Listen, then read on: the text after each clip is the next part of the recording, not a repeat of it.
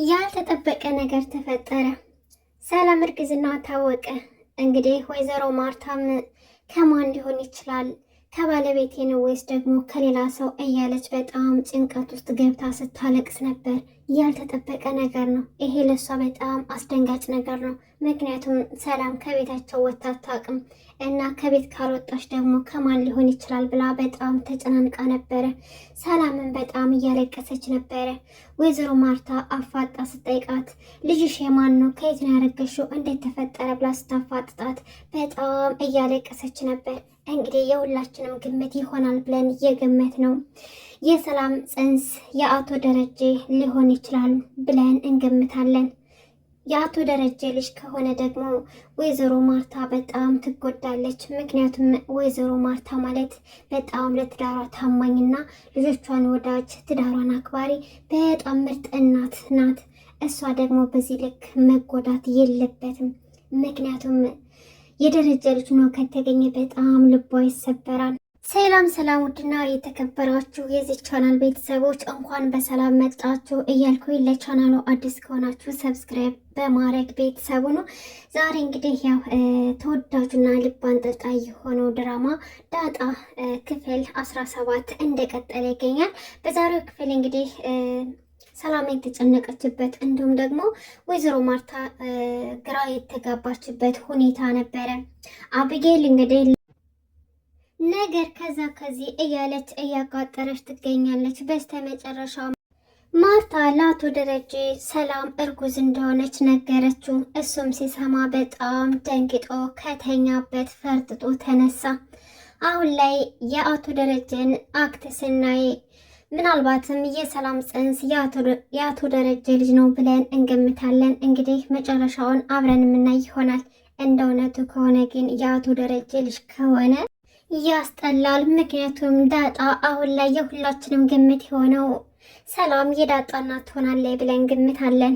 ነገር ግን አቶ ደረጀ በትዳሩ ላይ ደግሞ ሌላ ሁለተኛ ልጅ ከመጣ ወይዘሮ ማርታ በጣም ትጎዳለች። ከዛም አልፎ ህይወቷ ሊበጠበጥ ነው።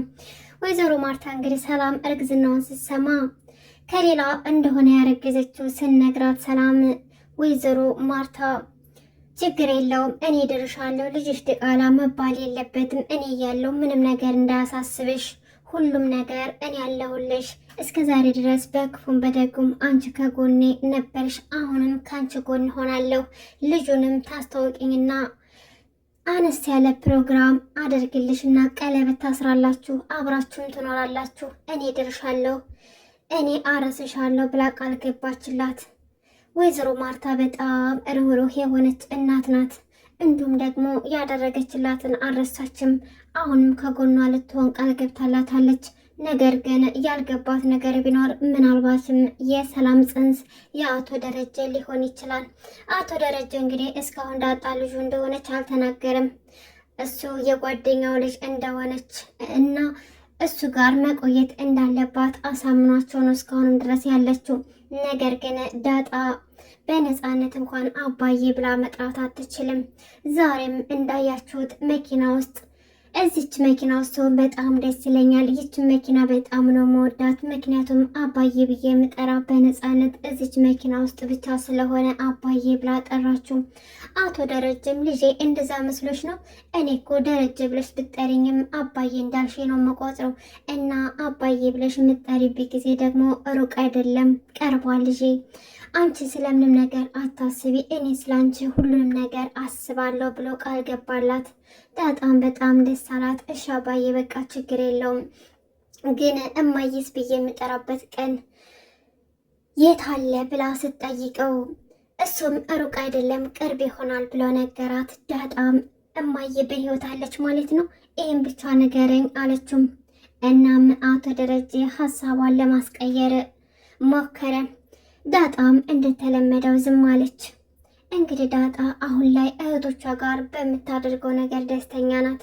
ምናልባትም አብጌ ለሷ ጥሩ ባትሆንም ከውሃ ጋር ግን በጣም ነው የሚዋደዱት። እናም ውሃ ትምህርት ቤት የምታደርገውን ነገር ከጓደኛዋ ስትሰማ ዳጣ በጣም ተናደደች። የሆነ ሰው ያልሆነ ነገር እያስተማራት እንደሆነ፣ ያልሆነ ግሩፕ ውስጥ እያስገባት እንደሆነ ስትሰማ ቆይማ ላገኘው ማንነቱን ታስታውቁኛላችሁ፣ ቅጥቅጥ አድርጌ አፈር ከደሜ ነው የምቀላቀለው፣ እኔ ዳጣ አላወቀኝም እያለችን ፎከረች። እናም ስልኳን ገብታ ስትፈትሸው እንደተባለውም ለሷ የማይሆን ግሩፕ ውስጥ አስገብቷት አገኘች። ከዛም በኋላ እርምጃ ወሰደችው ቀጥ ብላ ለአባቷ መናገር ነው። ምክንያቱም አባቷ ይሄን ነገር ማስተካከል አለበት። ልጁ ምን እያደረገች እንደሆነ፣ ከማን ጋር እየዋለች እንደሆነ፣ ትምህርት ቤት ምን እየተካሄደ እንደሆነና ስርዓት እንድትይዝ እንዲሁም ደግሞ ስልኳን መቆጣጠር እንዳለበት ነገረችው። አቶ ደረጀም ዳጣን አመስግኗት፣ አመሰግናለሁ፣ አንቺ ማድረግ ያለብሽን ነገር ሁሉ አድርገሻል፣ አመሰግናለሁ አላት። እናም ትምህርት ቤት ሂጄ ማድረግ ያለብኝን ነገር ሁሉ አድርጋለሁ። ኃላፊነቱን እኮ ለእነሱ ሰጥተናቸው ልጆቻችን እዛ ምን እንደሚያደርጉ አናውቅም እያለ ቢላትም፣ ዳጣ ግን አይ አባዬ ምስጋና አያስፈልግም፣ እህቴ እኮ ናት፣ ለእህቴ ደግሞ ምንም ሆናለሁ አለችው። እንግዲህ ዳጣ የእህትነቷን ኃላፊነትን እየተወጣች ነው። ሰላም በጣም አዝና ተክዛ እያለቀሰች ራሷን ጥላ ታወሳቅራ ስታያት፣ እንዴት ሰላምዬ ምን ሆነሽ ነው? የተፈጠረ ችግር አለ እንዴ? ያስቀየመች ሰው አለ ወይስ ደግሞ አመመሽ ብላ ስጠይቃት፣ ሰላምም ምንም እንዳልሆነችና ደህና እንደሆነች ነገረቻት። ነገር ግን ዳጣ ሁኔታው ደስ ስላላላትና ጥሩ ሙድ ላይ እንዳልሆነ ስታውቅ፣ በቃ ጽዳቱን ያጸደዋለሁ አንቺ ገብተሽ አረፍ በይ ብላ ጠየቀቻት። ሰላም ኧረ ተይው ዳጣዬ ምንም ችግር የለውም ብላ ልታሳምናት ብትሞክርም ዳጣ ግን አልሰማሽም ብላ ወደ ክፍሏ ሄዳ እንድተኛ አደረገቻትና ቤቱን በስርዓት እንደምታጸዳው ቃል ገባችላት። ከዛም በኋላ ነገር ግን እንዳለችውም ሳታደርግ ውሃንና ጓደኛዋን ቤቱን እንዳጸዱና የሚፈልጉትን ነገር ሁሉ እንደምታደርግላቸው ቃል ገብታላቸው ትታቸው ትሄዳለች። አብጌልም ደግሞ ለእናቷ ሰላም ያረገዘችው ከማን ነው? ከማን ሊሆን ይችላል? መቼም ሰላም ከዚህ ቤት ወጥታ ካላወቀች እዚሁ ቤት ውስጥ ነው ያረገዘችው ማለት ነው እያለች እናቷን ትጎተጉታታለች። ወይዘሮ ማርታም በጣም ሀሳብ ገብቷታል። እውነትም እንዳለችው ሰላም ከየት አመጣችው? ልጁ የማን ነው? እንዴትስ እንደዚህ ገመትኩኝ? እኔ የማስበው ሊሆን አይችልም ፈጣሪ እያለች ትጸልያለች። በውስጧም ታስባለች፣ ትጨናነቃለች። እራሷንም ጥላ መኝታ አብዝታለች። ምክንያቱም በጉዳዩ በጣም ተጨናንቃለች። አቶ ደረጀ ሲያት ማርታ ምን ሆነሽ ነው? ሰሞኑን ጥሩ ላይ አይደለሽም። የተፈጠረ ነገር አለ እንዴ? የተፈጠረም ነገር ካለ ንገሪኝና አብረን እንፈተዋለን ብሎ ጠየቃት። ወይዘሮ ማርታም አይ ደረጀ ምንም አይደለም ዝም ብዬ ነው፣ ይህን ያክል ያስታውቅብኛል እንዲ ያለችው። አዎ ማርታዬ በጣም ነው የሚያስታውቅብሽ። ምን ሆነሽ ነው? ችግር ካለ ንገሪኝ። ከዚህ በፊት የሆነ ነገር ተፈጥሮ ሳንፈታው ቀርተን እናውቃለን እንዴ? ለምንድን ነው ብቻሽን ይሄ ሁሉ ነገር ሀሳብ ፊትሽ ላይ ያስታውቅብሻል? ብቻሽን ለመያዝ የፈለግሽው ለምንድን ነው? ንገሪኝና እንወያይበት ብሎ ጠየቃት። ማርታም እንግዲህ ጉዳዩን ለመናገር ወሰነች። ይኸውልህ ደረጀ ነገሩ ትንሽ ከበድ ይላል፣ ሰላም ነፍሰ ጡር ናት ብላ ነገረችው። አቶ ደረጀ በጣም ደነገጠና ከተኛበት ተስፈንጥሮ ይነሳል። እንዴት ሊሆን ይችላል? ምን ሰላም አረገዘች? እንዴት ሊሆን ይችላል ብሎ ከተኛበት ደንግጦ ይነሳል። እንግዲህ አቶ ደረጀ ያስደነገጠበት ምክንያት ይኖረዋል። ምናልባችም እንደኛ ግምት ከሆነ ሰላም ያረገዘችው ከአቶ ደረጀ ሊሆን ይችላል። ይሄ ከሆነ ደግሞ ለወይዘሮ ማርታ በጣም ከባድ ይሆንባታል።